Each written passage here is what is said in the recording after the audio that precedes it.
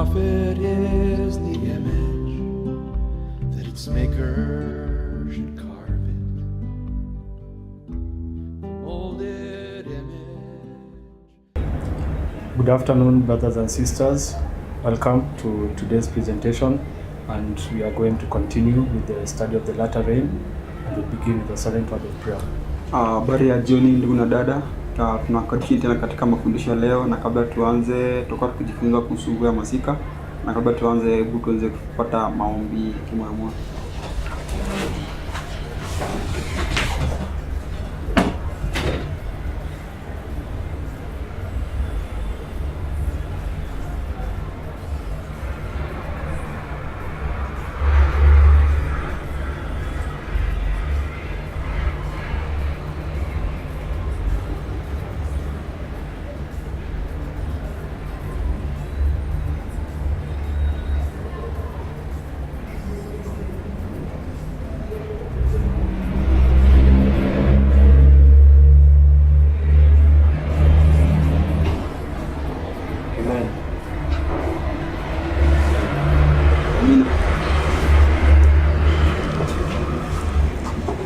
So, in our last presentation, we were looking at the latter rain.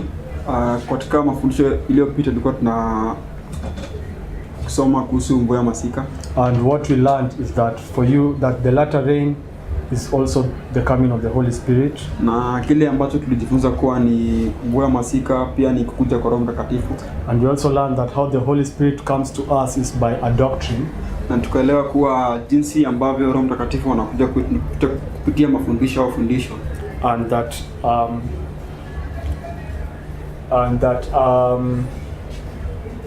the rain falls in two stages. Na kuwa mvua unanyesha katika vipindi viwili. That there is a former rain and there is the latter rain. Kwa kuwa kuna mvua ile ya kwanza na kuna mvua ya masika. So we went on to understand that the former rain are the types. Na tukaanza kujifunza kuwa mvua ya masika, mvua ya vuli ile mvua ya kwanza ni mambo ya kale. And you need to have these types so that you can understand or you can receive the latter rain, which is the antitype. Na unapaswa kuyapokea haya mambo ya agano la kale au aina, ili kwamba uweze kupokea mvua ya masika. We finished our last presentation with the thought about how Christ breathed upon his disciples. Na tukaweza kutamatisha mafundisho yetu ya kwanza tunaangalia jinsi ambavyo Kristo aliweza kuvuvia pumzi wa wanafunzi wake. And we saw that this breathing of Christ to his disciples was him giving them the Holy Ghost. Na tukaona ili kitendo cha Kristo kwa kuvuvia wanafunzi wake roho wake ilikuwa ni yeye kuwapa Roho Mtakatifu. But in another book of the Gospel in Luke, we read of the same story. Lakini katika kitabu kingine cha Injili ambao ni Luka, tukasoma hadithi ile sawa na Yohana. And the act of Christ in breathing upon his disciples was actually opening their understanding to the scriptures. Na tukaweza kupata kuwa kitendo cha Kristo cha kuvuvia pumzi wanafunzi wake ulikuwa ni kufumbua mawazo yao ama ufahamu wao waweze kuelewa maandiko. And this is how he prepared them for Pentecost. Na hivi ndivyo alivyoweza kuandaa kwa Pentecost. The Pentecost is the latter rain. Pentecost ni mvua ya masika. And so they received the types and the shadows, the former rain before the day of Pentecost. Hivyo basi waliweza kuyapokea ile mambo ya agano la kale au mambo ya aina kabla hawaja kupokea ile mvua ya masika. They received siku ya Pentecost. They received the former rain in preparation for the latter rain. Wakaanza kupokea ile mvua ya kwanza wakiwa wanajiandaa kwa mvua ya masika. So we are going to continue from there. Tutakuwa tukiendelea kutoka hapo. And we read from 2 SP page 243. Na tunasoma katika Koraya unabii mambo ameweza kusema. It reads, the act of Christ in breathing upon his disciples the Holy Ghost and imparting his peace to them was a few drops before the plentiful shower to be given on the day of Pentecost. Tunasoma kuwa katika kitabu cha Roho nabii inasema kuwa kitendo cha Kristo kuvuvia wanafunzi wake Roho Mtakatifu na kuwapa amani yake ulikuwa ni tone chache kabla ya mkaragazo kupeanwa katika siku ya Pentekoste. So Christ first breathed upon them a few drops. Kristo kwanza aliwavuvia tone chache. And these few drops was in opening their understanding to the scriptures, na haya matone machache ilikuwa ni kufumbua uelewa wao ili waweze kuelewa maandiko, and especially to understand the types and the shadows. na haswa ili waweze kuelewa aina na zile sadaka za Agano la Kale. And this was in preparation for the plentiful shower of Pentecost. Na hii ilikuwa ni kuandaa kwa ile mvua kubwa ambayo ingenyesha siku ya Pentekoste. Yeah, so from that history, Kutokana na historia hiyo, you can solve this.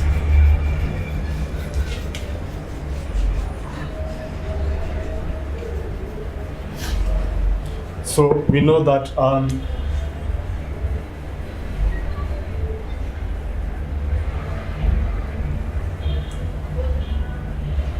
Christ was crucified in 31 AD. tunajua kuwa Kristo alisulubiwa katika mwaka wa 31, And after his crucifixion, he resurrected, na baada ya kusulubiwa kwake alifufuka, and he went to his disciples. na akaenda kwa wanafunzi wake. And this is what you have been reading. Na hii ndio tulikuwa tukisoma. When he went to his disciples, he breathed upon them a few drops. Alipoenda kwa wanafunzi wake aliwavuvia tone chache. So we have a few drops. Tunao tone chache, And this was the former rain that they received. na hii ilikuwa ni ile mvua ya kwanza au mvua ya vuli ambao waliweza kupokea. And this was in preparation Na hii ilikuwa inawaandaa for the latter rain kwa mvua ya masika on the day of Pentecost. katika siku ya Pentecost. So we have few drops, and then we have plentiful shower. Plentiful shower. Tunao tone chache, kisha baadaye tuko na mvua kubwa. And this takes us to Pentecost. Na hii inatuleta hadi siku ya Pentecost. So what we understand is that Christ, he stayed with his disciples for 40 days. Kile ambacho tunaelewa kuwa ni Kristo alikaa na wanafunzi wake katika siku 40. So there was these few drops was like for 40 days. Haya matone chache ilikuwa ni kwa kipindi cha muda wa siku 40. Because the few drops was Christ opening the understanding of the scriptures. Kwa sababu haya matone chache ulikuwa ni Kristo akifumbua uelewa wao na maandiko. And during these 40 days, katika kipindi hiki cha siku 40, Christ was explaining the scriptures to his disciples. Kristo alikuwa akielezea maandiko kwa wanafunzi wake. And then Christ went to heaven. Kisha baadaye Kristo kaenda mbinguni. And the disciples were left at Jerusalem. Na wanafunzi wakawacha kule Yerusalemu, tarrying for the latter rain. wakisubiri mvua ya masika. So they were in the upper room. Walikuwa katika ile jumba la juu. And they tarried for 10 days. Na wakasubiri kwa muda wa siku 10. And this brought them to Pentecost. Na hii ikaenda katika siku ya Pentecost. Because Pentecost, sababu Pentecost, Pente means 50. Pente inamaanisha 50. So we have 40 days, 10 days, Pentecost. Basi tuna siku 40, siku 10, siku 50 Pentecost. What you understand also, kile ambacho tunaelewa pia, is that 31 AD was the Passover. 31 AD ilikuwa ni siku ya Pasaka. From the books or from the feasts, tukaona na zile sherehe, we understand that 50 days from the day of Passover, tukaona na siku 40 kutoka Pasaka, siku 44, 50 days from the day of Passover, siku 50 kutoka siku ile ya Pasaka, brings you to Pentecost. Inakuleta mpaka Pentecost. Yeah, so Christ fulfilled that in antitype. Kristo aliweza kutimiza haya katika siku zake. But it was fulfilled in type during the times of Moses. Lakini mambo haya yaliweza kutimizwa katika kiaina katika siku za Musa. Yeah, so this we call this the former rain. Sorry. So just right here, former, and then latter. Tandike pa mwanzo na mwisho. And then this is Passover. And this is Pentecost. And hapa ni Pasaka na hapa ni Pentecost. So from Passover to Pentecost, we see there was a former rain and a latter rain. Hiyo basi kutoka Pasaka hadi Pentecost tunaona kwa kulikuwa na mvua ya kwanza na mvua ya masika. And this can also be illustrated in the first Pentecost. Na hii pia inaweza kuashiriwa au kuonyeshwa katika Pentecost ya kwanza. Where do we have the first Pentecost? Ni wapi tunao Pentecost ya kwanza? Where do we have the first Pentecost? Ni wapi tunapata Pentecost ya kwanza? The first Pentecost was at Mount Sinai. Pentecost ya kwanza ulikuwa kule mlima Sinai. Because Sababu they came at Mount Sinai walikuja katika mlima Sinai 50 days from when they left Egypt. Siku 50 baada ya kutoka kule Misri. And they left Egypt at Passover. Na waliondoka Misri siku ya Pasaka. So what we can do is we can place this line of the Pentecost in the time of Christ upon the line of the first Pentecost. Kile ambacho tunaweza kufanya, tunaweza kuweka laini hii ya siku za Kristo juu ya laini ya siku za Pentecost kule jangwani. And you see the same thing being illustrated. Tukaona jambo lile linazidi kukuonyesha. So we have Passover. Sasa tunao Pasaka. And then at Passover they went to the wilderness. Kutoka siku ya Pasaka walienda katika jangwani. Now we should understand that these things here at the end of the world are symbols. Tunapaswa kuelewa kuwa mambo haya yote katika mwisho wa ulimwengu ni ishara. We do not necessarily have to take these stories chronologically. Hatupasi kuchukua hadithi hizi namna ya kikronolojia, but we just take symbols. Lakini tunachukua tu zile ishara. For example, 40 days here is a symbol. Kwa mfano, siku 40 hapa ni ishara. And we can line it up with another 40 days we find in the Bible. Na tunaweza kukiweka sawia na siku ingine 40 napopatikana katika Biblia. And it will teach the same thing. Na itafundisha jambo moja lile. So from Passover they went into the wilderness. So kutoka siku ya Passover wakaenda katika jangwa. And they were in the wilderness for 40 years. Na walikuwa katika jangwa kwa miaka 40. So we are bringing this 40 and lining up with this 40. So tunaleta miaka hii 40 na tunaweka kiwe sawa na hizi siku 40. Yeah, and okay, so from Passover we understand it's 50 days. Kutoka Passover tunaelewa kuwa ni siku 50. And it brings you to Pentecost. Inakuleta siku ya Pentecost. But there were 40 days in the wilderness. Lakini kulikuwa na siku, there were 40 years in the wilderness. Kulikuwa na miaka 40 kule jangwani. And during this time in the wilderness they were gathering manna. Na katika kipindi hiki cha miaka 40 walikuwa wakikusanya ile manna. So we can write here manna. Tunaweza andika hapa manna. We understand, tunaelewa that manna is the word of God. Ni neno la Mungu. So manna is the same ni sawa as the few drops, ni sawa na electron matone chache, or the opening or the understanding of the scriptures, au kufungua mawazo yao waelewe maandiko. The Israelites partaking of manna, Waisraeli walipokuwa wakila manna, typifies, ilikuwa inaashiria them taking in the word of God. Walikuwa inaashiria wao wakipokea neno la Mungu. So this period of when they were gathering manna, katika kipindi hiki walipokuwa kikusanya manna, is the former rain. Ni ile mvua ya kwanza au mvua ya vuli. Yeah, and they were gathering manna for 6 days. Na walikuwa kikusanya manna kwa takriban ya siku 6. So we can write here 1 2 3 4 5, and the 6th day we'll mark it at this point. Tuanza kuandika hapa kwanza 1 2 3 4, na siku ya 6 tutaanza kukiweka katika hatua hii. Because on this 6th day there was a test. Sababu katika siku ya 6 kulikuwa na jaribio. They were to take a double of the manna. Walipaswa kuchukua manna mara 2. And that was testing them on the Sabbath. Na hii ilikuwa ikiwajaribu kuhusu Sabato. Because those who believed in the Sabbath, sababu wale ambao waliokuwa kiamini Sabato, they would collect this manna for 6 days. Wangekusanya hii manna katika siku 6. And in the 6th day they would have a double portion of it. Na katika siku ya 6 wangechukua manna mara 2. Because on the 7th there was no manna. Sababu kwa siku ya 7 kukuwa na manna. So there's this 40 years, there's this 6 days of gathering manna brings you to the time of test. Sasa kuna hizi siku 6 za kukusanya manna inakula katika hili jaribio. This lines up with the upper room. Hii hapo inaweza kuwekwa sawa iwe na ile upper room disciples. Because the upper room was also a period of test. Sababu ile jumba la juu ilikuwa pia ni wakati wa majaribio. So we can write here test. Tunaweza kuandika hapa jaribio. And here we can write test. Na hapo tukaandika pia jaribio. And then after the 6th day they come to the 7th day, which was the Sabbath. Kisha baada ya siku ya 6 walikuja katika siku ya 7 ambayo ilikuwa ni Sabato. and we place here the 7th, na tunaweka hapa siku ya 7 which is the rest, ambayo ni pumziko, and the rest is the Holy Spirit, na pumziko ni Roho Mtakatifu, which is also Pentecost. ambayo pia ni Pentecoste. But we know that we can lining it up. We can takes 50 days, and then again you are at Pentecost.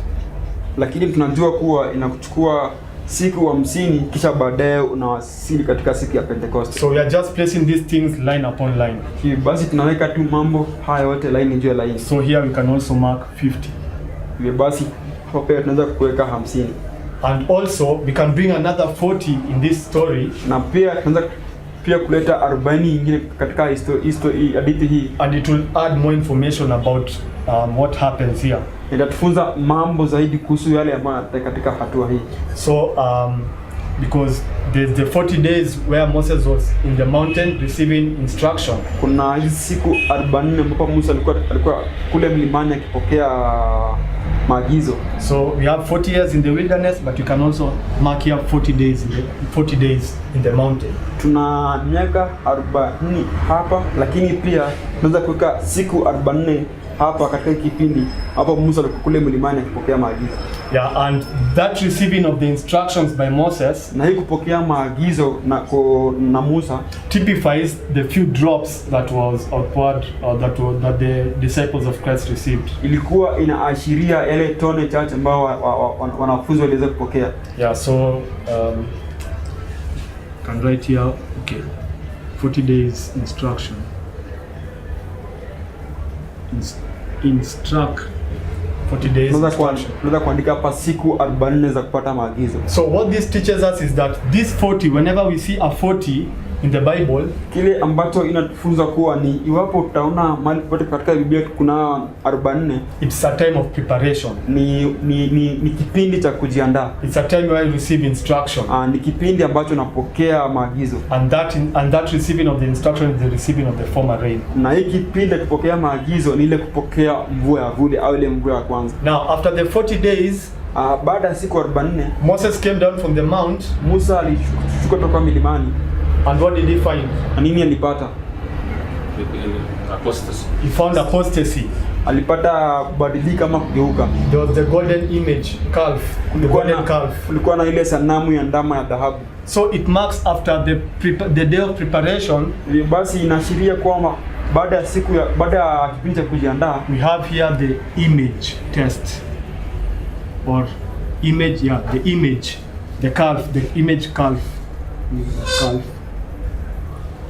Tunaona kuwa baada ya siku 40 katika hatua hii tunapata hapa kuna jaribio ya sanamu ile ya ndama ya dhahabu. So we understand that the image here at the end of the world represents the image of the beast. Tunaelewa kuwa ile sanamu ya ndama kule jangwani katika kipindi cha mwisho dunia inaashiria ile sanamu ya mnyama. And the image of the beast is the test for God's people. Na sanamu ya mnyama ni jaribio kwa watu wa Mungu. So we see 40 days, there's a test in the upper room, 40 days test, the image test. Basi tunaona kuwa kuna siku 40 kisha baadaye kuna jaribio katika ile jumba la juu.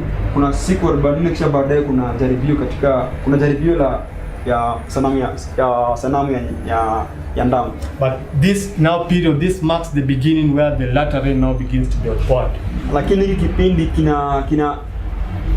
kinaanzisha kile kipindi ambacho mvua ya masika unaanza kupeana. So what this teaches us at the end of the world, kile ambacho kinafunza katika mwisho wa dunia, is that the time before the image of the beast is the time of preparation. Kwa kuwa inatufunza kuwa kile kipindi kabla ya jaribio ya mnyama kuja ni kipindi cha kujiandaa. And the time period where now the image is set up, that's the time of the latter rain. Na kipindi kile ambacho kile sanamu ya mnyama imewekwa ni kile kipindi cha mvua ya masika. So we can have that.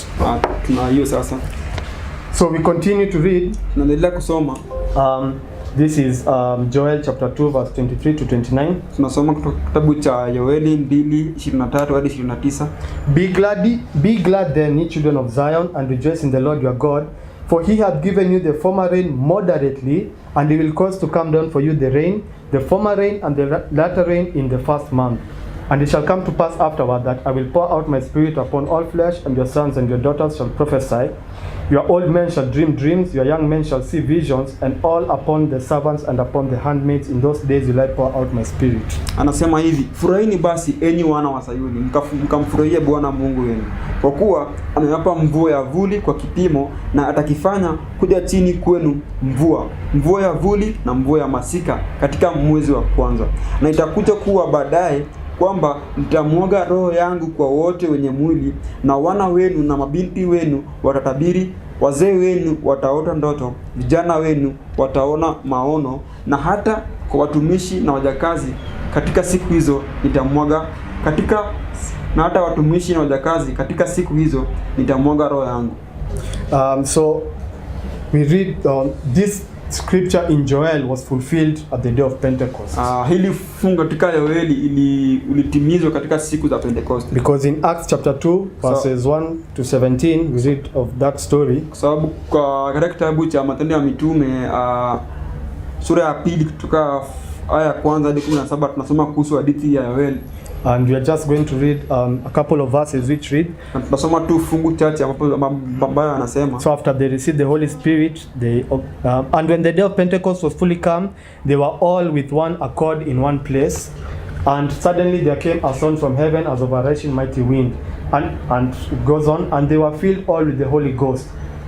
And they were all amazed and were in doubt, saying one to another, what meaneth this? Others mocking said, these men are full of new wine. But Peter, standing up with the 11, lifted up his voice and said unto them, ye men of Judea, and all ye that dwell at Jerusalem, be this known unto you, and hearken to my words, for these are not drunken as ye suppose, seeing it is but the third hour of the day. But this is that which was spoken by the prophet Joel, and it shall come to pass in the last days, saith God, I will pour out my spirit upon all flesh, and your sons and your daughters shall prophesy, and your young men shall see visions, and your old men shall dream dreams, and on my servants and on my handmaids I will pour out in those days of my spirit, and they shall prophesy. Nasema kuwa na hata siku ya Pentecost ilipowadia, walikuwa wote na makubaliano mahali moja. Na ghafla kukaja kama sauti kutoka mbinguni kama upepo wenye nguvu, na ukajaza nyumba yote pale ambapo walipoketi.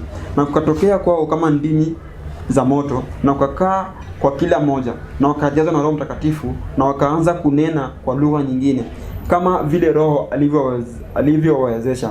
Na kulikuwa nao waliokaa Yerusalemu wamcha Mungu kutoka kila taifa chini ya mbingu, na wote walishangazwa wasiweze kuamini, wakiambiana kila mmoja, hii ina maana gani? Wengine wakidhihaki walisema, hawa watu wamejaa divai mpya. Lakini Petero akiwa amesimama pamoja na wale 11 akainua sauti yake na kuambia, enyi watu wa Yudea na nyinyi wote mkaao Yerusalemu, najulikane kwenu na msikilize maneno yangu, kwa kuwa hawa hawajalewa jinsi mnavyodhani, mkiona kuwa ni saa 3 asubuhi.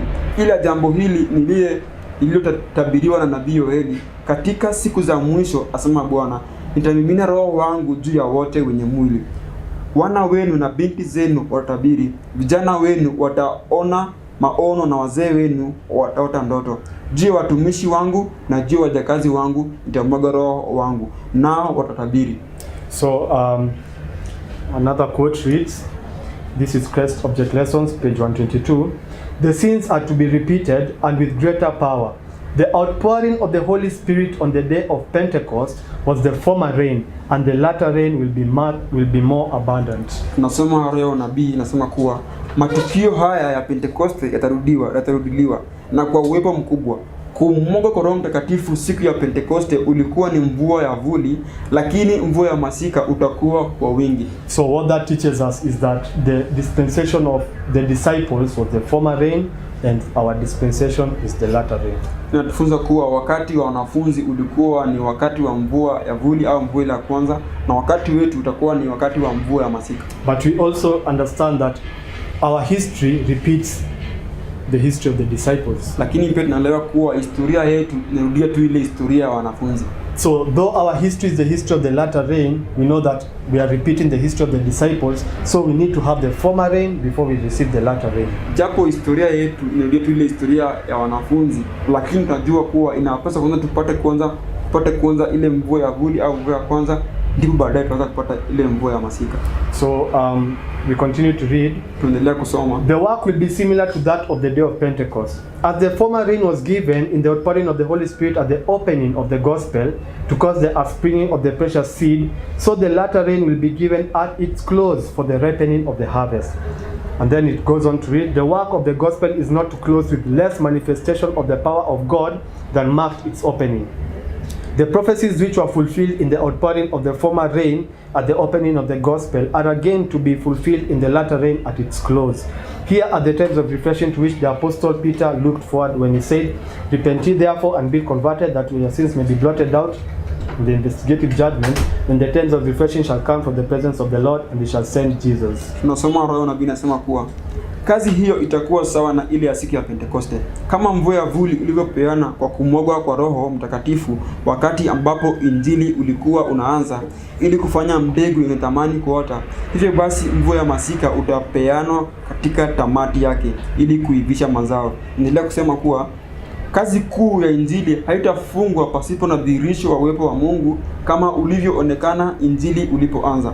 Unabii ambazo zilitimika wakati ambapo mvua ya vuli ulimwagwa katika ufunguzi wa injili zitarudiwa tena katika mvua ya masika wakati ambapo injili utakuwa unafungwa.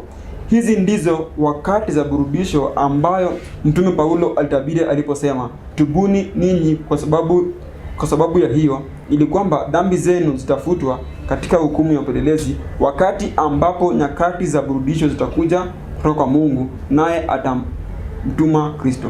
So when we go to this side over here, napo katika sehemu hii ya bao, we read that the outpouring of the Pentecost at the opening of the gospel marks the time of Pentecost, the time of disciples, of the former rain. Tunasoma kuwa katika kile kipindi ambacho Roho uliweza kupeana katika siku za Pentekoste ulikuwa unaashiria kupeana kwa mvua ya kwanza, ile mvua ya vuli. So the opening of the gospel is the former rain. Hivyo basi ufunguzi wa injili ama kile hapo injili ilianza ni kupeana kwa Roho ile ama mvua ya vuli. And the close of the gospel, which can be marked from the time of the end, is the time period of the latter rain. Na pale hapo injili itakuwa ikifungwa ni kile kipindi ambacho itakuwa kipindi cha mvua ya masika. But from fractals we learn that we can take this period here, the closing of the gospel, and open it up. Lakini kutokana na fractal tunaelewa kuwa tunaweza kuchukua sehemu hii ya mvua ya masika na kuweza kuifungua tuweze kuelewa ndani zaidi. And when we open up this latter rain, we see there's a former rain in it. Tunapofungua kipindi cha mvua ya masika tunapata kuwa kuna mvua ya kwanza ndani yake. Because we have to repeat the history of the disciples. Sababu tunapaswa kurudia historia ya wanafunzi. The disciples received the former rain before they received the latter rain. Nao wanafunzi walipata kwanza ile mvua ya awali kabla hawajapata ile mvua ya masika. So also at the close of the gospel, before you receive the latter rain, there has to be a former rain. Hivyo basi katika kipindi ambacho injili itakuwa inafungwa, lazima shati kwanza uweze kupata ile mvua ya kwanza, kisha baadaye uweze kupata ile mvua ya masika. So at Pentecost we have the opening of the gospel. Hivyo basi siku ya Pentekoste tunao ufunguzi wa injili ama pale hapo injili ilikuwa inaanza. But from previous studies we understand that we only have one gospel, which is called the everlasting gospel. Lakini kutokana na mafundisho ambayo tumeweza kufanya hapo awali tumeelewa kuwa tunao injili moja ambayo ni injili ya milele. And this everlasting gospel is preached from the time of the end. Lakini hii injili ya milele unaohubiriwa kutoka wakati wa mwisho. So the opening of the gospel in the time period of Christ typifies the opening of the everlasting gospel at the time of the end. Hivyo basi kufunguliwa kwa injili unaashiria kufunguliwa kwa injili wakati wa mwisho. So the opening of the gospel here is the same as the opening of the gospel here, which is just the opening of the everlasting gospel. Hivyo basi kufunguliwa kwa injili siku za Pentekoste ni sawa au unaashiria kufunguliwa kwa injili katika wakati wa mwisho. The everlasting gospel and the three angels' messages. Injili ya milele ni ujumbe wa malaika watatu. And the three angels' messages began to be preached from 1798 when it arrived. Na ujumbe wa malaika watatu ulianza kuhubiriwa katika mwaka wa 1798 hapo ilianza kuhubiriwa. So this is the opening of the three angels' messages, which is the opening of the everlasting gospel. Hivyo basi mwaka wa 1798 ni ufunguzi wa injili ya malaika watatu. Yeah, so just to read a quote about that. Kusoma nukuu ili kudhibitisha mambo haya. It reads, "The experience of the disciples who preached the gospel of the kingdom at the first advent of Christ has its counterpart in the experience of those who proclaim the message of his second advent." So, the experience of the disciples who preached the gospel of the kingdom at the first advent of Christ has its counterpart in the experience of those who proclaim the message of his second advent. Those are the Millerites. Tunasoma kuwa yale ambayo wanafunzi waliokihubiri injili ya ufalme walipitia wakati wa ujio wa kwanza wa Kristo yamelinganishwa na yale ambayo wale ambao walikihubiri ujumbe wa ujio wake kwa mara ya pili walikipitia. Hivyo basi tunapata kuwa yale ambayo wanafunzi au wale ambao walikuwa wanahubiri injili ya ufalme walikihubiri hapo mwanzo ilikuwa inaashiria yale ambayo wale ambao wanapaswa kuhubiri ujio wake kwa mara ya pili walipitia katika siku ya mwisho. So what Sister White here is doing for us is that he is placing the opening of the gospel line upon line with the closing of the gospel. Kutokana na roho nabii tunapata kuwa anachukua laini ya ufunguzi wa injili na anapika pamoja iwe sawa na ile laini ya ile kipindi ambacho injili itakuwa inafungwa. But in this closing of the gospel there's another opening of the everlasting gospel. Walakini katika kipindi hiki cha ufunguzi ama kufungwa kwa injili tunao pia kipindi ndani yake ambacho kinaashiria kipindi ambacho injili inafunguliwa au inaanza kuhubiriwa. So the opening of the everlasting gospel has been typified by the opening of the gospel in the time of Christ. Hivyo basi kufunguliwa kwa injili ya milele imeashiriwa na kwa kufunguliwa kwa injili ya milele katika siku za Kristo. And we have just read quote that the opening of the gospel was the former rain. Na tumesoma roho nabii kuwa kufunguliwa kwa injili ulikuwa ni kipindi cha kupeana kwa roho kupeana kwa mvua ya kwanza ama mvua ya bure. So this teaches us that the opening of the everlasting gospel is also the former rain. Inatufunza kuwa kufunguliwa kwa injili pia ni kipindi ambacho mvua ya bure ama mvua ya kwanza inapeana. Injili ya milele inapeana. Kufunguliwa kwa injili ya milele ni kipindi kile ambacho mvua ya kwanza ama mvua ya bure inapeana. Yeah, so we now begin to look at the opening of the everlasting gospel, which is now the former rain.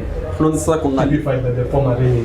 Sasa tunaanza kuangalia kipindi ambacho injili ilikuwa inafunguliwa ambapo inaashiria kupeana kwa ile mvua ya kwanza. So it reads, "All heaven watched with the deepest interest the reception of the message. But many who profess to love Jesus and who shed tears as they read the story of the cross, instead of receiving the message with gladness, are stirred with anger and read the good news of Jesus coming and declared to be a delusion. They would not fellowship with those who love disappearing, but hated them and shut them out of the churches. Those who rejected the first message could not be benefited by the second and were not benefited by the midnight cry, which was to prepare them to enter with Jesus by faith into the most holy place of the heavenly sanctuary.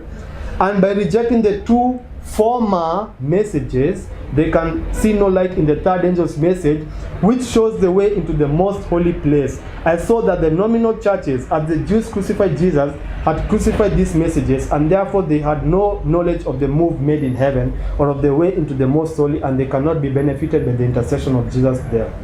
Tunasoma roho nabii nasema kuwa bingu yote ilitazama kwa mvuto wa kina mapokezi ya ujumbe, lakini wengi waliojiketua au walikuwa wanajifanya kuwa wanampenda Yesu na wale waliomwaga machozi waliposoma hadithi ya msalaba, badala ya kupokea ujumbe na kwa furaha, walichochwa na hasira na kuikejeli habari njema ya ujio wa Kristo na wakalitangaza kuwa uongo. Hawangeshiriki na wale waliopenda kuja kwake, lakini waliwachukia na wakawafukuza kutoka makanisa.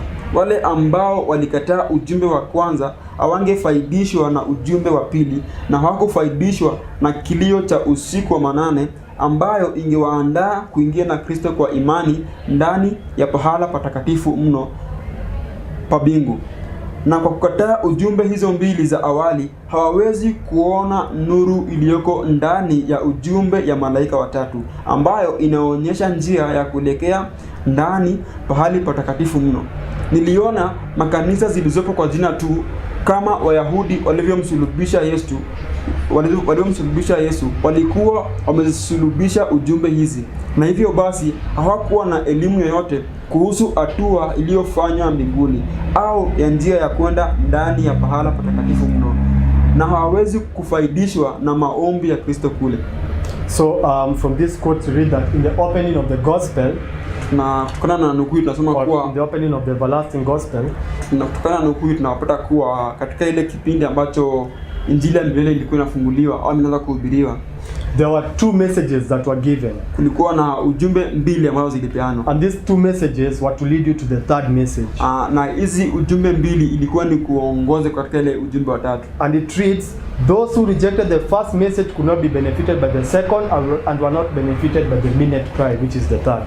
Inasema kuwa wale ambao walio zikataa ujumbe hizi za kwanza mbili hawakufaidishwa na ule ujumbe wa tatu, na wanaendelea kuikataa ile kilio kuu ambayo ilipeanwa, ambayo ilikuwa inapeleka katika pale patakatifu mno. So you needed to have these two messages in order to have the third, to receive the third. Hivyo basi ungepaswa kuwa na ujumbe hizi mbili za kwanza, ndivyo ungeweza ungeweza kupokea ule ujumbe wa tatu. And we had just read that you must receive the former rain before you receive the latter rain. Na tumesoma kuwa unapaswa kwanza kupata ile mvua ya kwanza kabla hujapata kupata mvua ya masika. And in this quote it reads, and by rejecting the two former messages, tumesoma katika Roho nabii kuwa kwa kukataa ujumbe mbili za kwanza, they can see no light in the third angel's message, hawawezi kuona nuru katika ujumbe wa malaika watatu, which shows the way into the most holy place, ambayo inaonyesha njia ya kuelekea pahala patakatifu mno. So what does that teach us? Hiyo inatufundisha nini? The two former messages are The former rain. the two former messages is the former rain. Inatufunza kuwa ujumbe hizi za mbili za kwanza ni mvua ile ya kwanza ama mvua ya vuli, And the third angel's message is the latter rain. na ule ujumbe ya tatu ni mvua ya masika. So you need to have the two former messages so that you can receive the third angel's message. Hivyo basi unapaswa kwanza kuwa au kupokea ujumbe hizi mbili za kwanza, ndivyo basi baadaye kuweza kupokea ujumbe wa malaika watatu ama ujumbe wa tatu. And now with this thought, now we can begin to understand what was being said in Hosea. You can go to that verse. Na kutokana na Roho nabii sasa tunaweza kuelewa kuwa yale ambayo Hosea alikuwa anazungumzia katika kitabu chake. It's in Hosea chapter 6 verse 1. And it reads, come and let us return unto the Lord, for he hath torn and he will heal us, he hath smitten and he will bind us up. After 2 days will he revive us. In the third day he will raise us up and we shall live in his sight. Hosea anasema kuwa njoni tumrudie Bwana, maana yeye amerarua na yeye atatuponya. Yeye amepiga na yeye atatufunga jeraha zetu. Baada ya siku 2, siku ya tatu atatuinua, nasi tutaishi mbele zake. So we say that those were just symbols. Tulisema kuwa hizi zote ni ishara. The 2 days were typifying something at the end of the world. Siku 2 hizo zilikuwa zinaashiria jambo fulani katika mwisho wa dunia. So after 2 days he will revive us in the third. Baada ya siku 2 atatuvusha katika siku ya tatu. These 2 days are the two former messages. Hizi siku 2 zinaashiria ujumbe hizi mbili za kwanza. So after the two former messages you receive the third message. Basi baada ya ujumbe hizi mbili unapokea ule ujumbe wa tatu. So that's what Hosea is talking about. Hiyo ndio Hosea anazungumzia katika kitabu chake. And so what we get from this is that the first and the second angel's messages is the former rain and the third angel's message is the latter rain. Kile ambacho tunajifunza kuwa ni kuwa ujumbe wa kwanza na wa pili ni ile mvua ya kwanza au mvua ya vuli, na ujumbe wa tatu ni mvua ya masika. Early Writings page 256 paragraph 2 reads, many who embraced the third message had not an experience in the two former messages. Satan understood this, and his evil eye was upon them to overthrow them. But the third angel was pointing them to the most holy place, and those who had an experience in the past messages were pointing them the way to the heavenly sanctuary. Many saw the perfect chain of truth in the angels' messages and gladly received them in their order, and followed Jesus by faith into the heavenly sanctuary. These messages were represented to me as an anchor to the people of God. Those who understand and receive them will be kept from being swept away by the many delusions of Satan. Tunasoma katika leo nabii nasema kuwa wengi ambao walikukumbatia ujumbe wa tatu hakupitia ujumbe zile zingine mbili za kwanza. Shetani alielewa hili na macho yake maovu ulikuwa juu yao ili kuwashinda. Lakini malaika watatu alikuwa akiwaelekeza pahala patakatifu, na wale ambao walipitia ujumbe zile za awali walikuwa wakiwaonyesha njia ya kuelekea patakatifu pa kibingu. Wengi walikiona mnyororo kamilifu ya ukweli katika ujumbe wa malaika watatu, na kwa furaha wakazipokea kwa utaratibu wao na kumfuata Yesu kwa imani hadi ndani patakatifu pa kibingu. Ujumbe hizi nilifananishiwa kuwa kama nanga kwa watu wa Mungu. Wale ambao wanaelewa na kuzipokea wataepushwa kutokana na udanganyifu nyingi za shetani. So if you just go to these lines and try to understand that quote, unapoenda katika line hizi ili kuweza kuelewa nukuu ya roho nabii. So we are on this line, the line of the everlasting gospel. So katika line hii ya injili ya milele, it says many who embraced the third message had not had an experience in the two former messages. Satan understood this, and his evil eye was upon them to overthrow them. But the third angel was pointing them to the most holy place. And those who had an experience in the past messages were pointing them the way to the heavenly sanctuary. So those who had an experience in the past messages was pointing them the way to the heavenly sanctuary. We understand that the heavenly Christ entered the most holy place on October 22nd. Tunaelewa kuwa wale ambao walikuwa na ujumbe hizi mbili za kwanza walielekezwa ili kuona Kristo alipoingia pale patakatifu pa kibingu. So the first angel's message and the second angel's messages were pointing the way to the most holy place, which is this period. Ndio basi ujumbe wa kwanza na wa pili ulikuwa unaashiria ule ujumbe wa tatu. It was pointing them to the most holy place, which is in this period. Ilikuwa ikiwaelekeza katika pahala patakatifu ambapo ilikuwa katika kipindi. So it is the first and it is the former rain that brings you to the most holy place. Ndio basi ni ile mvua ya kwanza ambayo inakuleta pahala patakatifu mno. Yeah, so the first and the second angel's message is the former, and the first and the second angel's message were given from 1798 to October 22nd, 1844.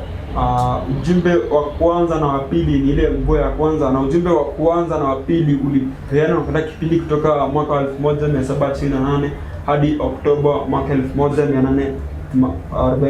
And from October 22nd, 1844 to the second coming, the work of the third angel begins. Na kutoka Oktoba mwaka 1844 hadi siku ya mwisho ni kipindi ambacho ujumbe wa tatu itakuwa kipiana. So this is the time period of the first and second angels messages of 1798 to October 22nd.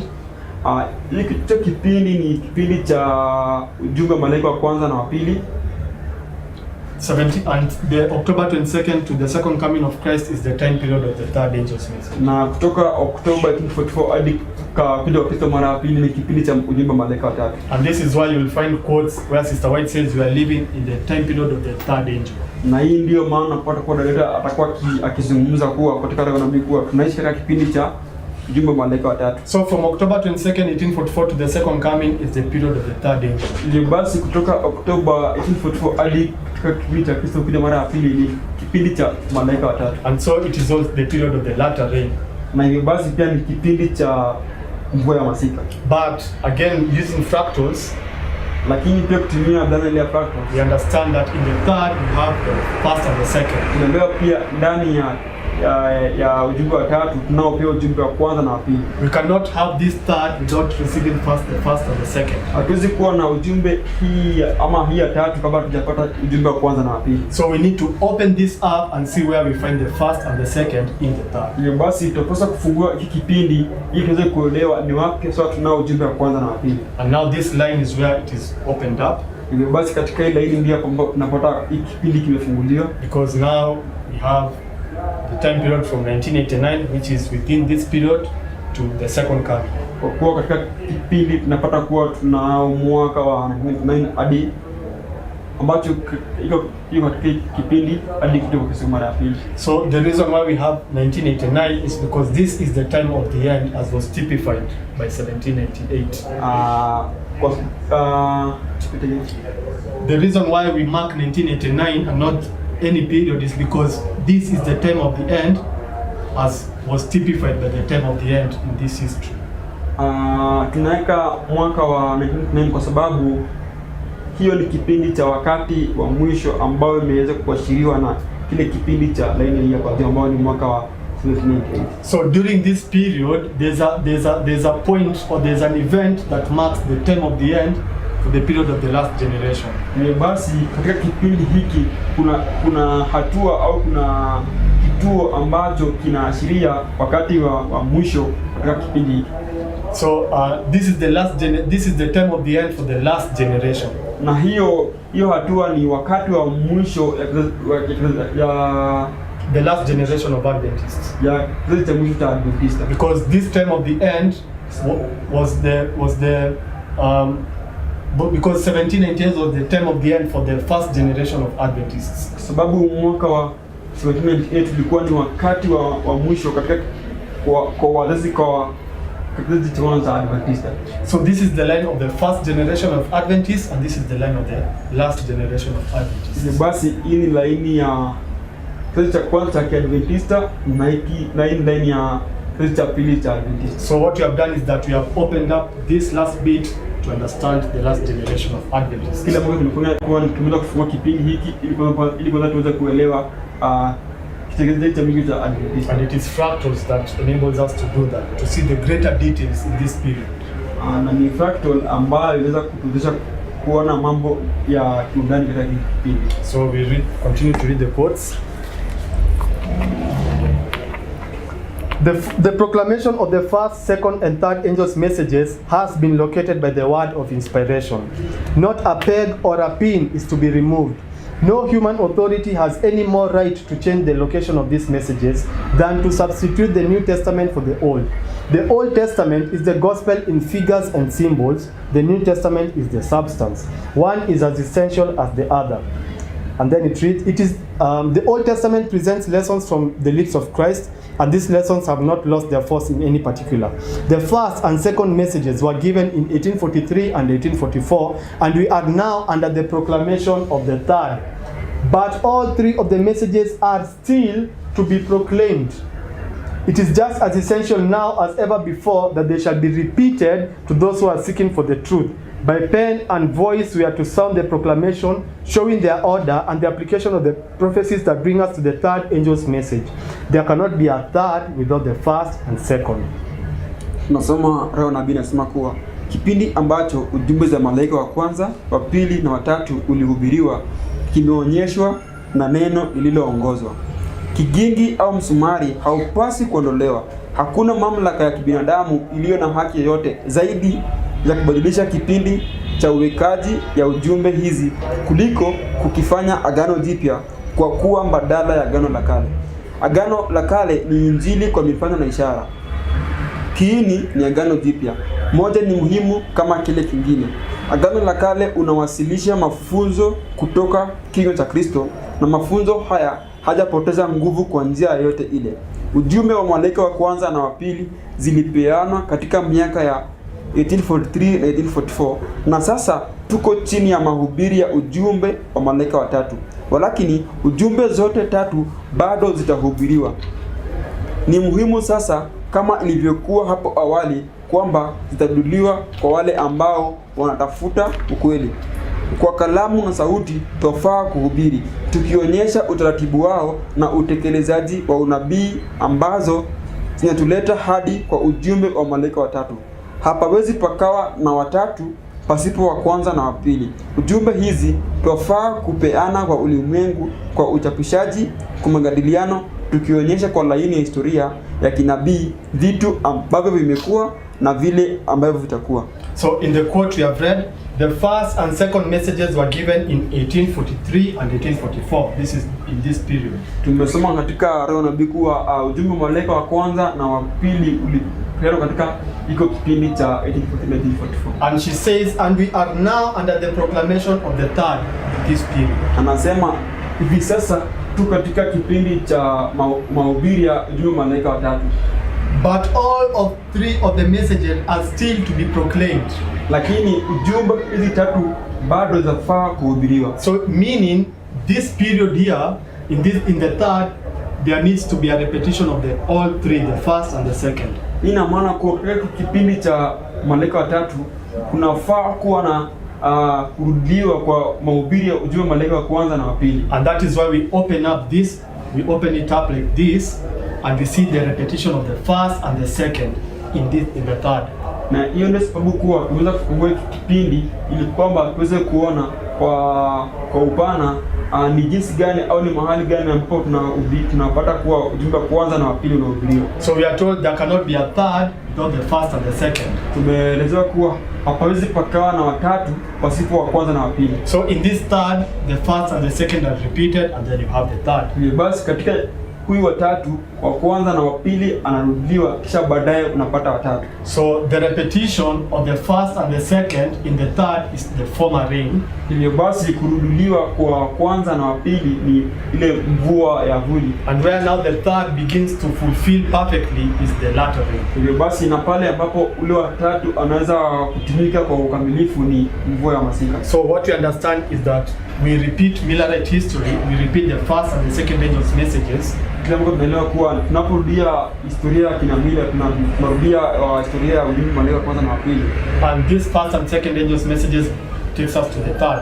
Na ujumbe wa malaika wa kwanza na wa pili unatuleta hadi katika ujumbe wa malaika wa tatu. In Millerite history, the first and the second angels' messages were given from 1798 to October 22nd, 1844. Katika historia ya kina Mila, ujumbe wa malaika wa kwanza na wa pili ulipeanwa kutoka kipindi cha mwaka ya 1798 hadi mwaka wa 1844. And in our history, the first and the second messages are given from the time of the end, which is 1989, up until the Sunday law.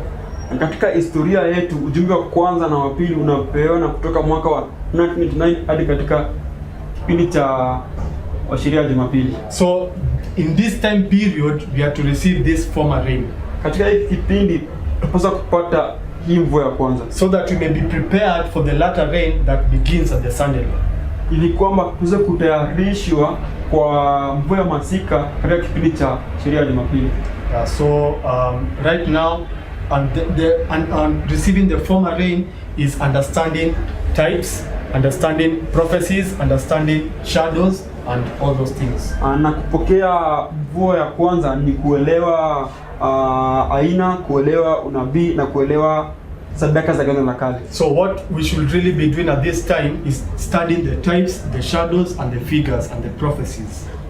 Ili kwamba ile ambayo tunafaa kuwa tunasoma hivi sasa kama Adventista ni kusoma unabii na kuelewa mfano na ishara za Agano la Kale. These are the few drops that Christ breathed upon the Seventh-day Adventists this time. Hizi ndio tone chache ambayo Kristo anakuwa anavuvia Waadventista katika kipindi. Before the plentiful showers that will be given beginning at the Sunday. Kabla ya mvua ile kubwa ambayo itapeanwa kuanzia katika hii hatua ya sheria ya Jumapili. So what we can begin to do is we can begin to take these types and then place it here. Kile ambacho tunataka kufanya ni kuweza kuchukua hizi mfano na kuweza kuziweka katika ile line hapo. So we understand that from here to here is the few drops. So this is the few drops. Few drops. Tunaelewa kutoka kipindi cha matone chache. And the 40 days brings you to the upper room test. Na siku 40 inaleta katika jaribio ya jumba la juu. And also the 40 days from the mount brings you to the image of the beast, the golden calf test.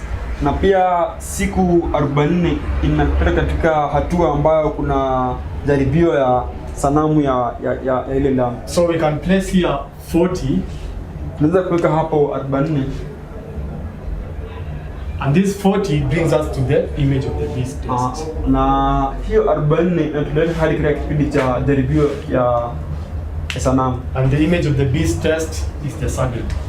Na jaribio ya sanamu ya mnyama ni sheria ya Jumapili. So we begin to understand how we place these things line upon line. We begin to understand how the stories of the Bible illustrate the end of the world.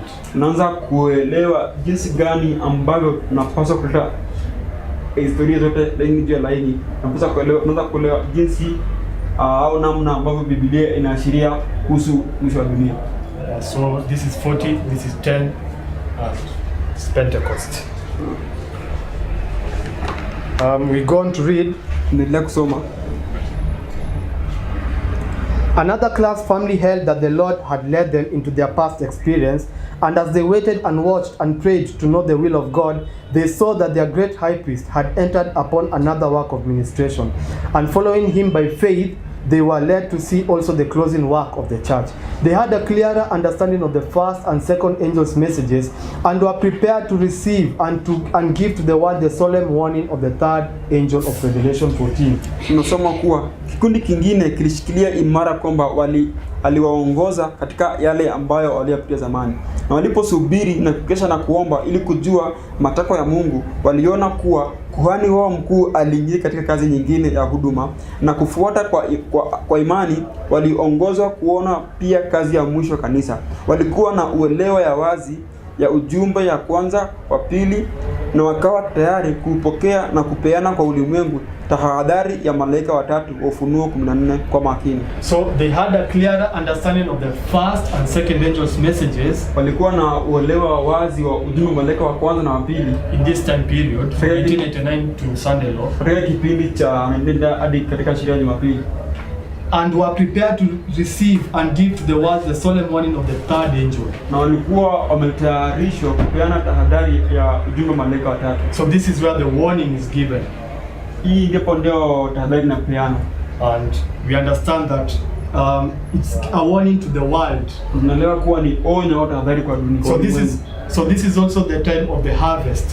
Basi hii pia ni kipindi cha mavuno. This is where we harvest the world. Hii hapa ndipo tunavuna ulimwengu. So we understand that this is the sixth time, the time from 1989 to the Sunday Law. Tunaelewa kuwa kutoka hadi sheria ya Jumapili ni kipindi cha kupanda mbegu. And the seed is sowed in our hearts. Na hii mbegu inapandwa katika roho zetu ama nyoyo zetu. And when this seed is sown, it bears fruit. Na wakati mbegu hii inapandwa katika roho zetu inatoa matunda. So from 1989 to the Sunday Law is the time period of the seed time, the time period of the former rain. And from Sunday Law to the second coming is the time period of the harvest. Basi kipindi cha na hadi sheria ya Jumapili ni kipindi cha hapo cha mbegu inapandwa. Nao kipindi cha sheria ya Jumapili hadi Kristo mara pili ni kipindi cha mavuno. So we read another quote to prove that at the Sunday Law is where we have the latter rain. Tunasoma nukuu nyingine kudhibitisha kuwa katika siku ya sheria ya Jumapili ndio tunapata mvua ya masika. It reads, nasoma, this view was given in 1847 when there were but very few of the Advent brethren observing the Sabbath, and of this but few supposed that its observance was of sufficient importance to draw a line between the people of God and unbelievers. Now the fulfillment of that view is beginning to be seen. The commencement of that time of trouble here mentioned does not refer to the time when the plagues shall begin to be poured out, but to a short period just before they are poured out, while Christ is in the sanctuary. At that time, while the work of salvation is closing, trouble will be coming on the earth and the nations will be angry, yet held in check so as not to prevent the work of the third angel. At that time, the latter rain or refreshing for the presence of the Lord will come to give power to the loud voice of the third angel and prepare the saints to stand in the period when the seven last plagues shall be poured out. Tunasoma roho nabii anasema kuwa mtazamo huu ulipeanwa katika mwaka wa 1847 wakati ambapo kulikuwa na ndugu wachache sana wa Adventista waliokuwa wakitunza Sabato. Na kati ya hao wachache walidhani kuwa utunzaji wa Sabato ulikuwa na umuhimu maridhawa ili kutofautisha kati ya watu wa Mungu na wale wasioamini. Sasa utimilifu wa mtazamo huu unaanza kuonekana. Mwanzo wa wakati wa taabu ambayo hapo umetajwa haimaanishi wakati ule ambapo mapigo yatamwagwa, walakini ni kipindi kifupi kabla hayajamwagwa, Kristo bado akiwa pahala patakatifu. Katika wakati huo, kazi ya ukombozi ikiwa inafungwa, tabu itakuja toka pande zote za dunia na mataifa yatakuwa yamekasirika. Ila watakuwa wamezuiwa au kutiwa jilamu ili kwamba wasizuie kazi ya malaika watatu. Katika wakati huo, mvua ya masika au burudisho kutoka kwa Mungu utakuja ili kuipa nguvu sauti kuu ya malaika watatu na kuwaandaa watakatifu kusimama katika kipindi ambacho mapigo 7 yatamwagwa. So it reads from this quote, there was a Sabbath issue. Kutokana na nukuu kulikuwa na jambo kuhusu Sabato. And also during that time period, na pia katika kipindi hiki the nations were angry.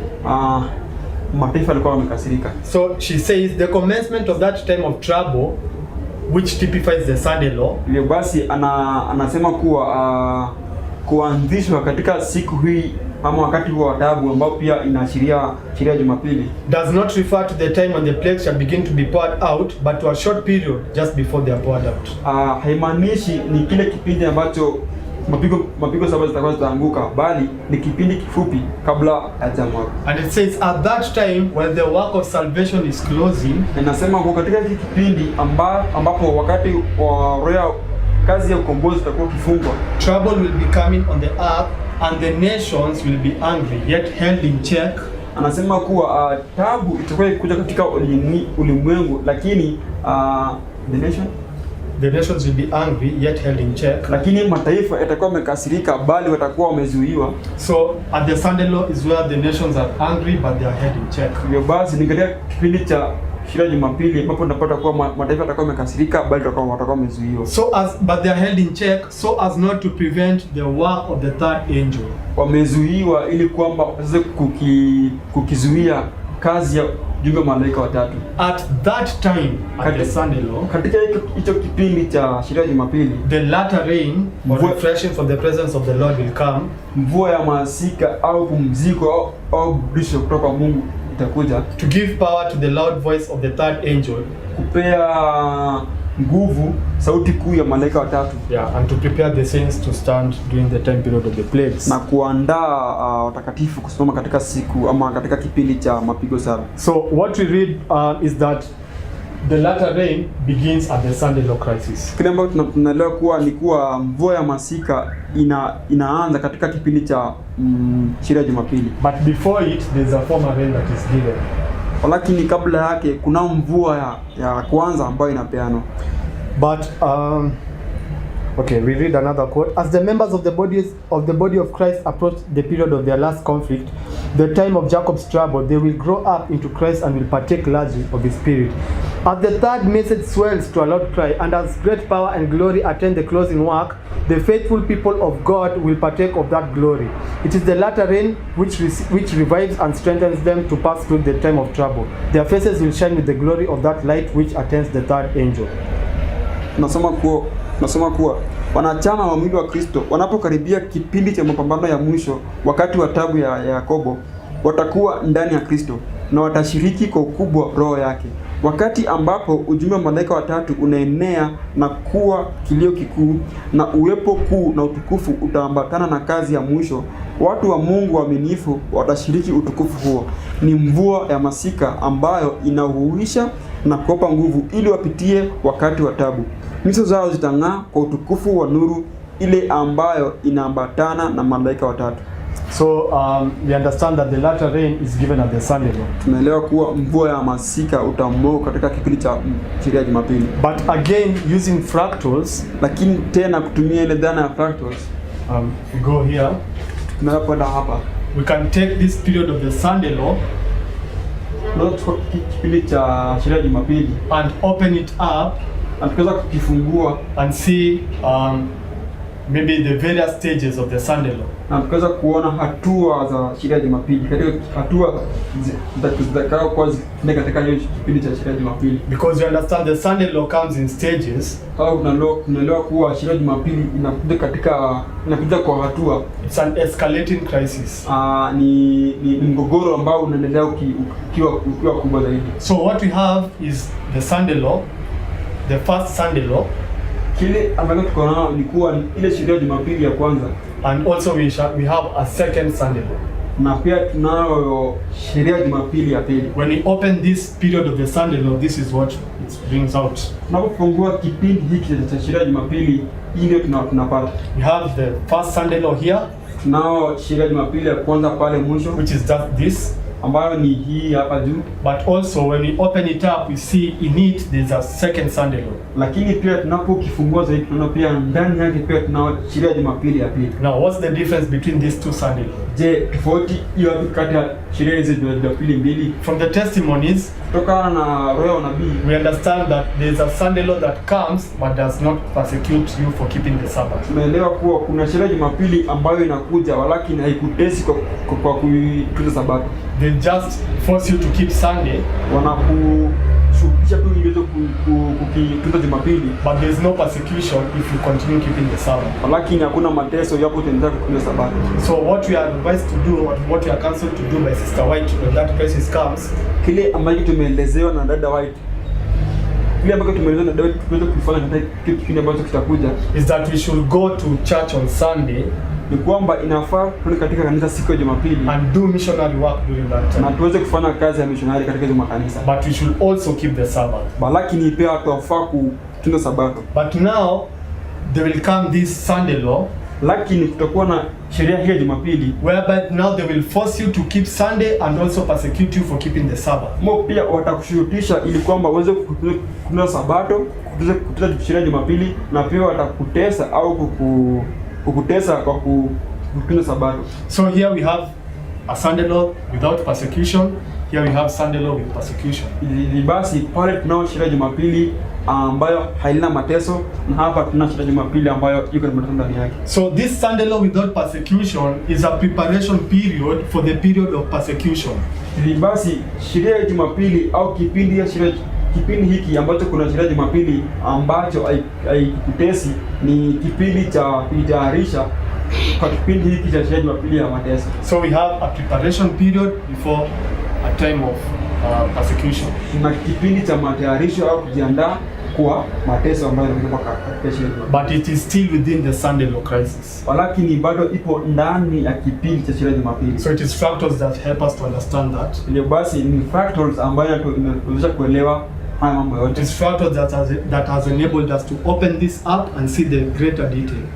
Ni factor ambayo imetuwezesha kufungua kipindi na tuweza kuona mambo mengi ndani yake. So when we open this up and when we understand this is the time of preparation, tunapofungua hii na tukuelewa kwanza kwa kipindi cha matayarisho, we now then understand that it must follow or it must follow the same pattern as the previous preparations. Tunaelewa sasa inapaswa kufuata ile pattern ambayo ile zile za awali ilikuwa ikiashiria. We read that the Christ breathing few drops was a preparation for the plentiful shower. Tulisoma kuwa Kristo kuvuvia tone chache ulikuwa ni matayarisho au kujiandaa kwa kupokea mvua kuu. So this period being a period of preparation for the crisis that is coming, basi kipindi kiwe ni kipindi cha kujitayarisha kwa mateso ambayo inakuja mbele. This Sunday law is the former rain, and beginning this Sunday law begins the latter rain. Basi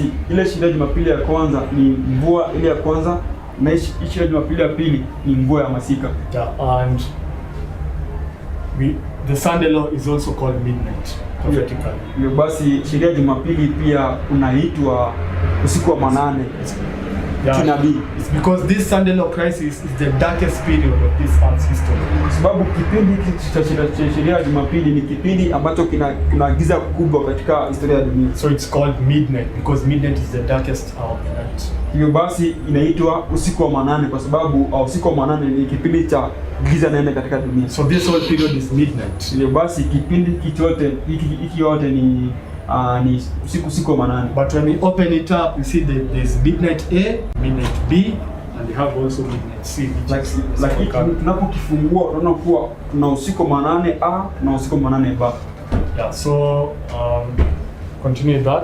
Tunaendelea na it says, nasema John says, I saw another angel come down from heaven, having great power, and the earth was lightened with his glory. Revelation 18:1. Then, as at the Pentecostal season, the people will hear the truth spoken to them, every man in his own tongue. God can breathe new life into every soul that sincerely desires to serve you. And then it jumps down to read, may the Lord help his people to cleanse the soul temple from every defilement, and to maintain so close a connection with him that they may be partakers of the latter rain when it shall be poured out. Yohana asema, Bwana anasema kuwa Yohana asema, niliona malaika mwingine akishuka toka mbinguni akiwa na nguvu kuu, na dunia ukaangazwa na utukufu wake. Ufunuo 18:1. Kisha kama siku ya Pentekoste, watu watasikia ukweli ukizungumzwa kwao, kila mtu katika lugha yake. Mungu aweza vuvia maisha mapya katika nafsi ambazo zinatamani kumtumikia, na anaweza gusa kila kinywa.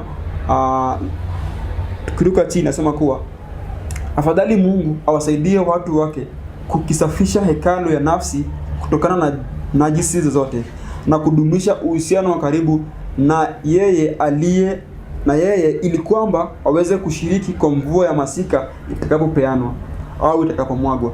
Yeah, so this quote begins saying, I saw another angel come down from heaven, having great power, and this is the angel of Revelation 18:1-3. Nukuu inasema kuwa analiona malaika mwingine ashuka toka mbinguni akiwa na nguvu, na hii ni Ufunuo 18:1.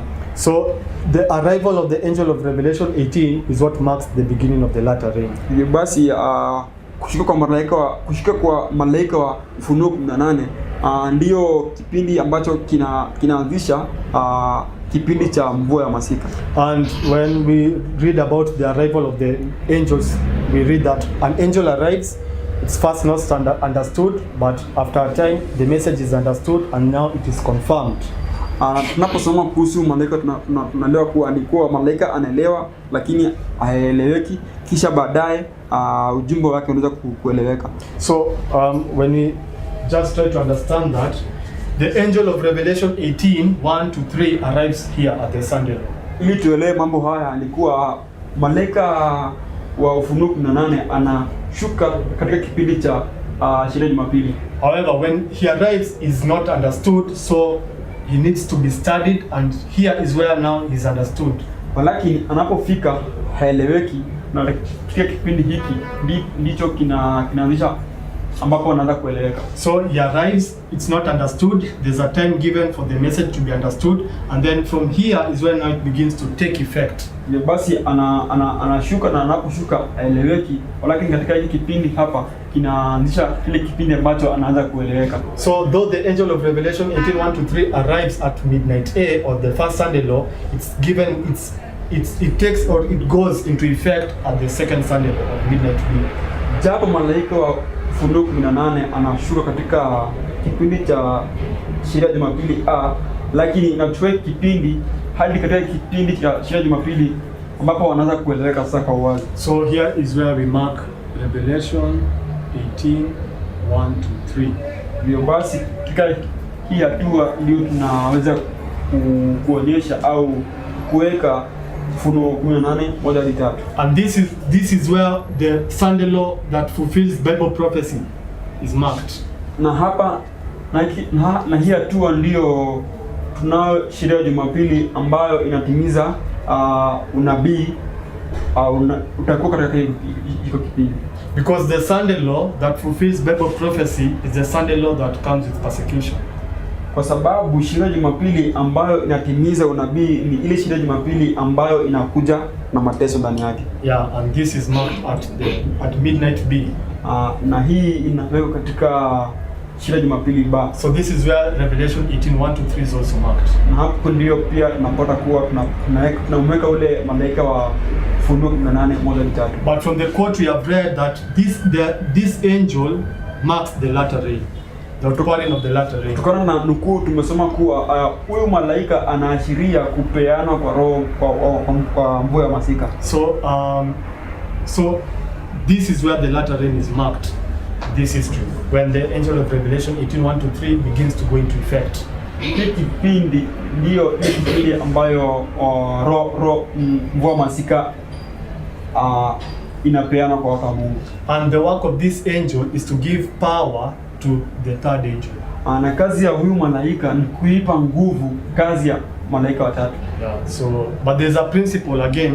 Lakini pia kuna kanuni tena. Under the angel of Revelation 18:1-3, ndani ya malaika wa Ufunuo 18, all the three messages are repeated. Ujumbe zote tatu zinarudiwa tena. And they run parallel to each other. Na yanakimbia sawia na yale nyingine. So we can again take this period of the angel of Revelation 18:1-3.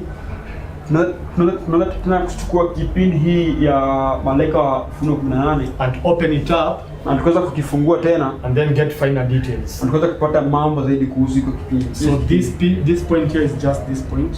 Ile basi hatua hii ni hatua ile iko pale. So this is where the latter rain is given. Hapa ndipo mvua masika inapeanwa, because this is where the Revelation 18:1-3 is marked. Kwa sababu hapa ndio tunamweka ule malaika wa Ufunuo 18. But in the angel of Revelation 18:1-3, the first and the second are repeated. Lakini ndani ya malaika wa Ufunuo 18 ujumbe wa malaika wa kwanza na wa pili unarudiwa. So the repetition of the first and the second angel's message under the angel of Revelation 18 marks the former rain. Ndio basi marudio ujumbe wa kwanza, ujumbe wa malaika wa kwanza na wa pili unaashiria kupeana kwa ile mvua ya vuli ama ile mvua ya kwanza. That brings you now to the period of the latter rain, ambayo sasa inakuleta katika kipindi cha mvua ya masika. And this is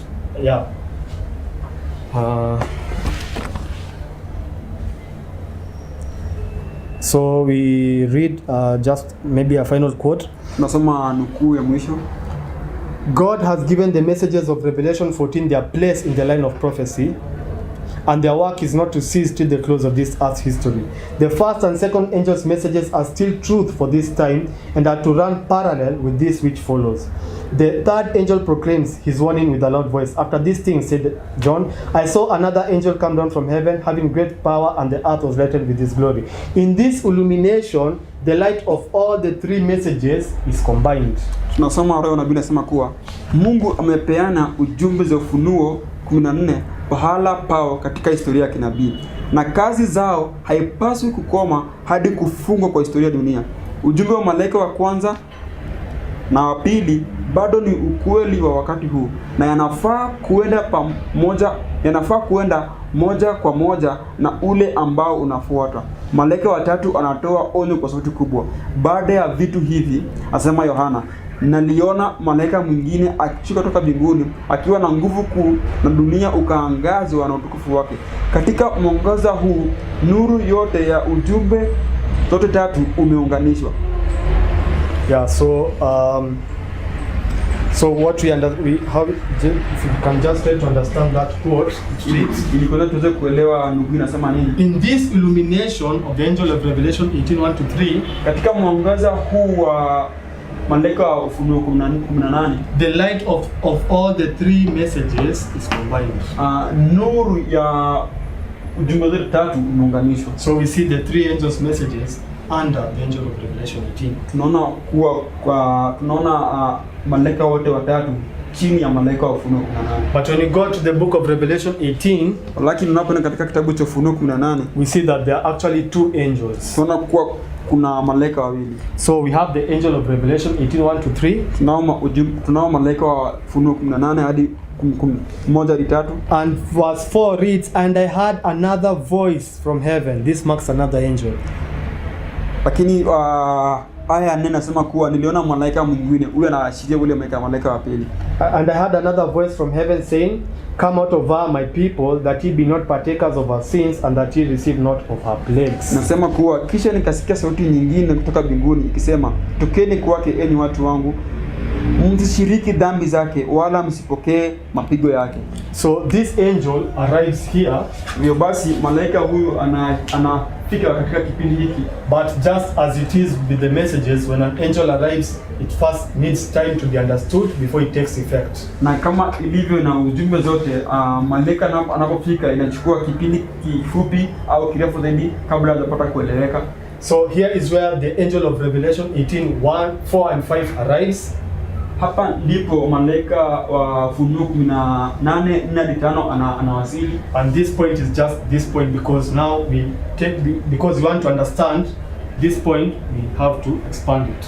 Na tunapotaka kuelewa kipindi hiki tunakifungua kupitia kwa prosiko tuweze kuelewa ndani kuna nini. So when we open this up, we have here we mark Revelation 18.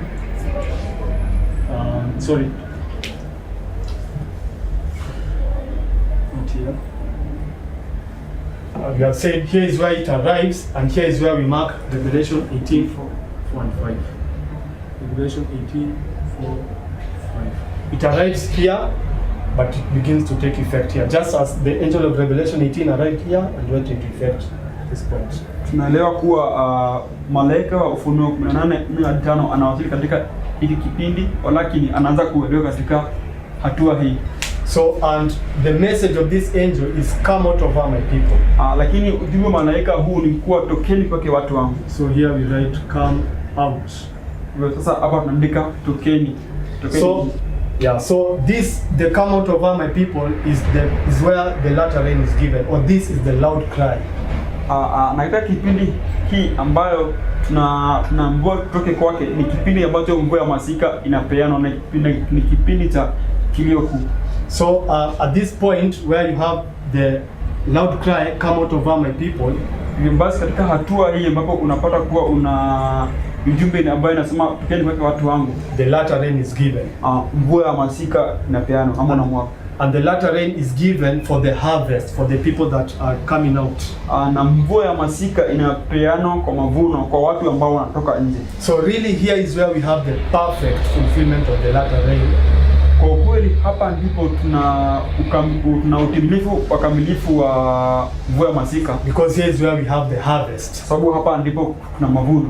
And but this time period of the latter rain, lakini kipindi cha mvua ya masika has been prefigured by the previous lines that show the latter rain. Imefananishwa laini hizo za hapo juu ambazo zinaashiria mvua ya masika. So this is just the perfect fulfillment of the former and the latter rain. Hii tu ni utimilifu kamilifu wa mvua ya vuli na mvua ya masika. The chasm is a crisis. Chasm ni mgogoro. Is where you are brought face to face with death. Ni pale ambapo unaletwa uso kwa uso na kifo. And during that crisis you are being prepared to receive the crown. Na katika kipindi cha mgogoro huu unaandaliwa kwa taji au nyota. So the latter rain is the crown. Mvua ya masika ni hiyo taji, because it's the second coming of Christ. Sababu ni kuja kwa Kristo mara ya pili. Christ comes with a reward. Na Kristo anakuja na zawadi. So here is where you have the reward. Hapa ndipo unayo zawadi, but you need to have prepared for it. Walaki unapaswa kuwa umejiandaa kwa. So when you are brought face to face with death, unapoletwa uso kwa uso na kifo katika kazi, you are in your great and final, you are in the great and final test, which is the image of the beast test. Huko katika kipindi cha jaribio lako kuna la mwisho. But in this test is also a preparation for the reward. Walakini katika kipindi cha majaribio pia ni kipindi cha kujiandaa kwa zawadi hapa siku za mwisho. Yeah, so this is how we understand the former and the latter rain. Na hivi ndivyo ambavyo tunaelewa mvua ya vuli au mvua ya kwanza na mvua ya masika, and how it plays out at the end of the world. Na vile ambavyo inajidhihirisha au inajionyesha katika mwisho wa dunia. So it is understanding prophecy line upon line that enables us to understand the final line. Hivyo basi ni kwa kuelewa unabii laini jua laini ambayo inatutayarisha au kutuandaa kuelewa laini ile ya mwisho. Yeah, so with that I think we can close. Na kwa hayo natumai tunaweza tukafunga. And what we take away is that the former rain is the types, is the prophecies, the shadows. Na kile ambacho tumejifunza la msingi ni kuwa mvua ile ya vuli ni mambo ya unabii au mambo yale ya manabii wa kale. So whenever really we have this former rain is where we are supposed to be understanding the types and the shadows so that we can receive the latter rain. Hivyo basi pale popote ambapo tunapata kuwa kuna mvua ya vuli ni kile kipindi ambacho tunajitayarisha ili kuweza kuelewa kipindi kilicho mbele ambacho ni kipindi cha mvua ya masika. Yeah, so we can close with a word of prayer. Tuweza kufunga na ombi.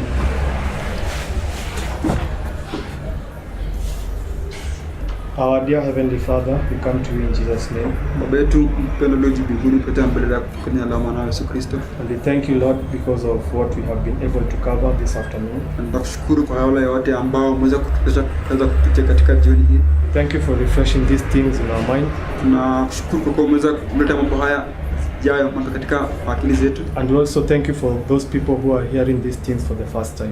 Tunakushukuru pia kwa niaba ya wale wote ambao wanasikia mambo haya wakati wa kwanza. We pray, Lord, that these truths may find a place in our hearts. Na kuomba Mungu na tunakusihi kwamba ukweli hizi ziweze kupata mahali katika roho zao. That we shall not just be hearers, but we shall be doers of this word. Ili kwamba tusiwe tu wasikilizaji bali tuwe wale wa kutenda neno lako. Your word tells us that we need to have the former rain so as to receive the latter rain. Neno lako linatuambia kuwa tupasa kuwa na roho, tupasa kuwa na mvua ya vuli ili tuweze kujitayarisha kwa mvua ya masika. And the former rain is actually the understanding of the scriptures so that we can be able to give this understanding to the world. Na mvua ya vuli ni ile tu kuelewa maandiko ili kwamba tuweze kupeana mambo haya katika ulimwengu. We need the latter rain so that we may be able to go the world. Tunahitaji mvua ya masika ili kwamba tuweze kuenenda nje kule ulimwengu. But before this, Lord, we understand from today's study that we have to receive the former rain. But kabla ya yote tunaelewa kuwa tunapaswa kupata kwanza ule mvua ya vuli. We have to understand the types and the shadows so that we can have the latter rain. Tupasa kuelewa unabii na mifano katika Agano la Kale ili kwamba tuweze kuelewa mvua ya masika. So Lord, we pray that you may enable us to look into these things. Tunakuomba uweze kutuwezesha kuangalia mambo haya. Give us the desire to study your word. Tupe hamu na tamaa kusoma neno lako. To look into the types, the shadows and the prophecies. Na kuangalia katika aina unabii na Agano la Kale that point to the antitype at the end of the world. Ambayo yanaashiria Kristo katika mwisho wa dunia. We thank you for revealing these things unto us as a people. Tunakushukuru kwa kuwa umeweza kutufunulia haya kama watu. And we pray, Lord, that these truths will sanctify us. Na tunakusihi kuwa ukweli hizi ziweze kututakasa. And that at the end of it all we shall be able to see you face to face. Na mwisho wa haya yote tuweze kukuona uso kwa uso. And not be consumed. Na tuweze kuhukumezwa. Thank you, Father, for all these things because we pray in Jesus' name. Tunakushukuru Mungu kwa haya yote kwa kuwa tumembariki kwa jina la Yesu Kristo. Amen. Amen.